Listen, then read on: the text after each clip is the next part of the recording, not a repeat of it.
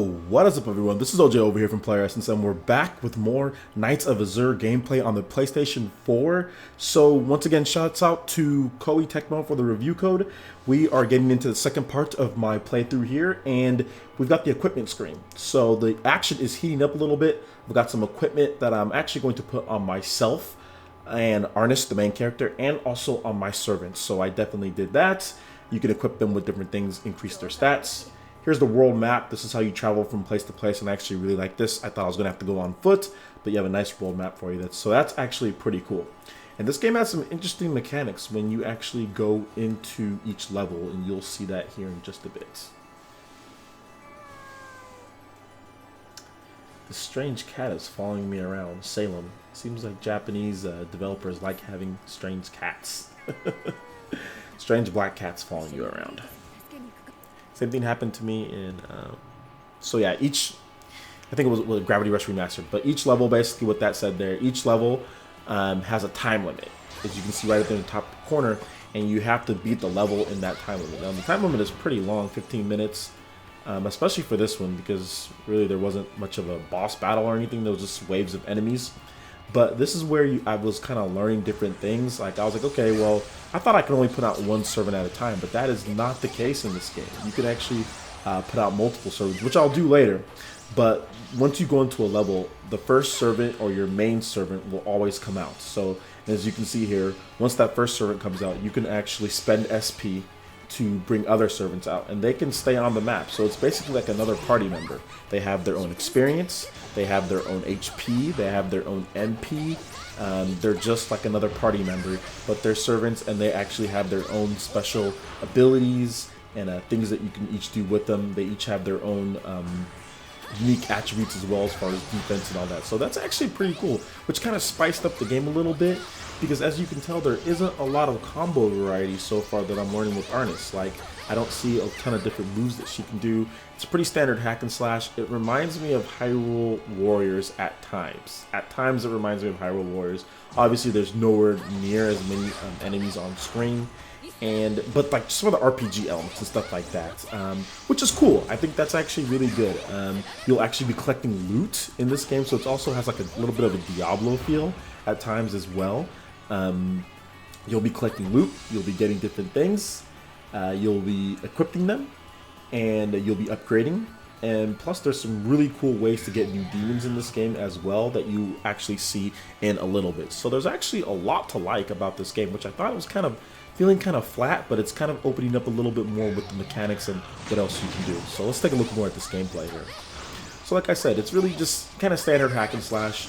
I had a lot of fun while playing. I mean, it's still kind of just like the mindless fun that you'll see like in a Hyrule Warriors game or something like that. So once you start leveling up your different servants that you have and stuff like that and going through, it actually gets a little bit more fun. So the environments are a bit bland, I will say. For PS4, I had a talk with one of the users and he was like, oh, well, you know, there's some other games that'll be able to show more of what the PS4 can do. And like, nobody's doubting the PS4 is a highly capable system. Like, people already talk about it's like, you know, PC dudes are all elitist, oh, it's weak and stuff like that. But I mean, it's not a bad console at all. It's definitely more than capable.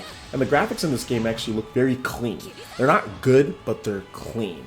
I'm pretty sure it's 1080p resolution, because I don't see any jaggies like anywhere. It's really nice, sharp look to it. It's just not a very like detailed game. It looks like somebody took like an early PS2 game and just polished that. Not a PS2 game. It looked like somebody took like an early PS3 game, like a Japanese RPG, and just polished the hell out of it. That's what this game looks like, which is not bad. Like, it's not an eyesore. And I have a huge TV, 47-inch Samsung, so it actually looks great on my TV. It's just real basic. Just the textures and everything's just kind of basic with it. So it is what it is. The load times are really fast though, so that's also another positive, another good thing.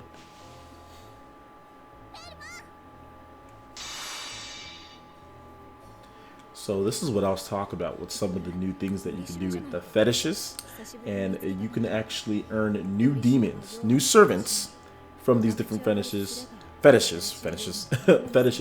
but you have to perform them. I don't think you can perform them while you're actually in the level, like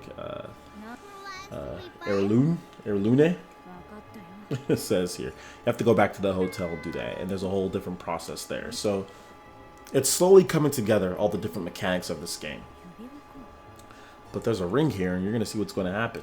Salem, for some reason... Salem, and I'm calling him Salem from Sabrina the Teenage Witch, that cat, does not like the ring, or decides that wants to eat it for some reason. So, that was that.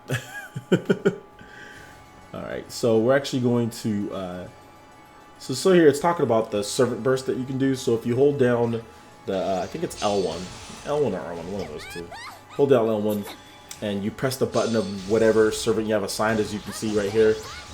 Press the button square again while they're out, and they will do their burst attack, where it's a really powerful attack that can do more damage. Same thing goes for your square and X, and I don't have another circle one, but I do have one more, but I'm not putting her out because I'm still not 100% like, they're like, hey, you can have all of your servants out that you can map to all the face buttons, the square, X, triangle, and circle. So that's one thing that I've learned in this game, or at least this stage, is like, oh, okay, well, how about multiple ones, which I'll do in just a bit. It's kind of funny. Where's the next turd? Ace definitely has a mouth on him, that's for sure. Really cocky about his abilities, which is good. I like how each of the servants actually have personality. That's the one thing that I noticed about this game. They're not just mindless servants walking around. They actually all have their own little personalities and say things and chat and conversate briefly with you here and there, which is funny and cool at the same time.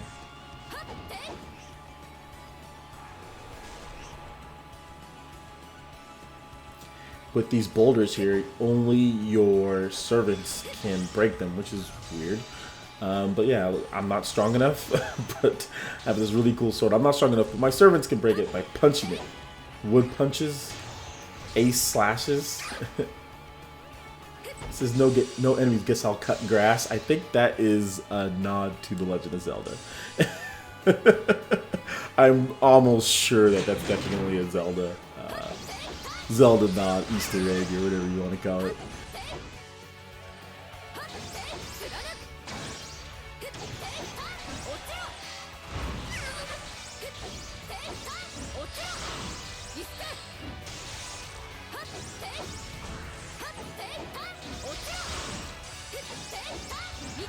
The difficulty, though, that's one thing that I do want to talk about. The difficulty seems a little tame. Like, I really wish that it was a little bit more difficult. I wish there was I can like put like on hard, because there's no way, there's not an easy like normal or hard mode. It's just, there's no difficulty at the beginning. Maybe you could unlock that later, but I wish that they had a hard mode just so I can get a little bit more, because like I'm not even in danger of dying, and I actually activated my healing servant, and she makes sure that all of us are healed. So I mean, you have like no chance of dying at this point. So hopefully the difficulty ramps up in this game, because that's the one thing that I'm kind of like, the difficulty needs to ramp up. Like, you don't even need to use your dodge button or your block. I mean, there's a dodge and block button, and I barely use it.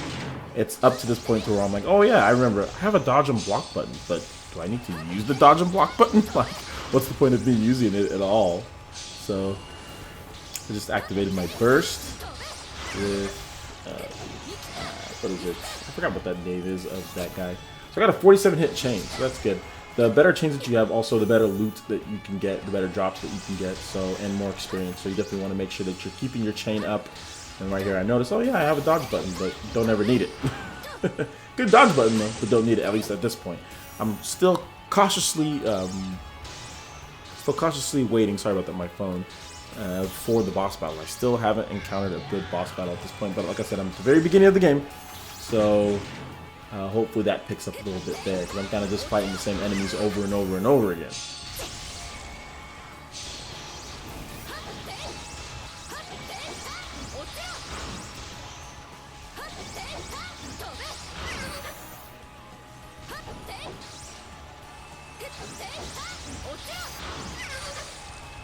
Really, I'm just trying to experiment with a lot of different combos, and I had a knife go through my neck right there, my face. I'm just trying to experiment with a lot of different combos, like with the weak attacks, linking that up to the strong ones. So really nothing much there as far as the gameplay goes. Really not anything that I can say differently that I haven't already said as far as the combat goes. I've got 3 of my servants out, so that's good. But yeah, just kind of waiting for the boss battle. I think there needs to be a good boss battle for me to really get super immersed as far as, and difficulty. Difficulty needs to ramp up a bit, but maybe it's just the beginning, so they're just trying to kind of walk you through a little bit. But we pretty much reached the end of the level here. This is a big gate, and I really don't know beforehand. I'm like, well, what is this gate doing here? I thought I was going to walk through this and there was going to be a boss. That's what I thought. It seemed like it was setting up for that, at least.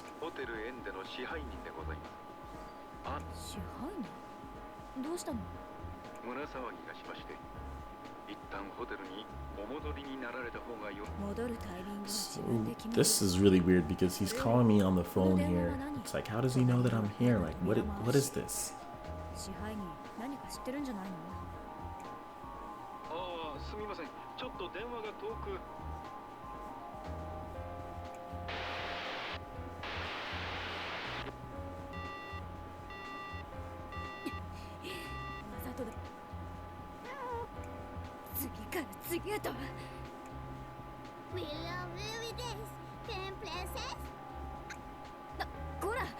Sometimes for demons, like I said, they all have their own personalities and they don't listen, but we are right back at the hotel. What the?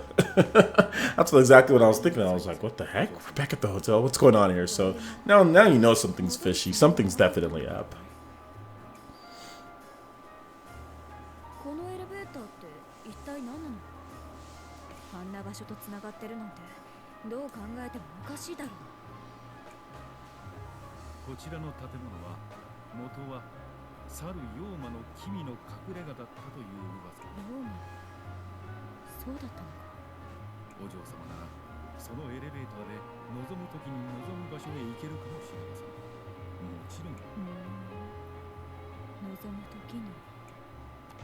So once you're done with the mission, you can actually look at all the different item drops that you got and all the different stuff. You can sell them right away, or you can just proceed to finish up and go back. So that basically wraps it up for this video here. Thank you guys so much for watching. I really do appreciate it, giving you this extended look at Nights of the Azure, or Nights of Azure on PlayStation 4. Definitely the game is out now, and if you like it, go ahead and go pick it up. And please check out the first episode that I have here. This is the second one. If you want to see that, you can just go ahead and click the page right here. I have that up to part 1.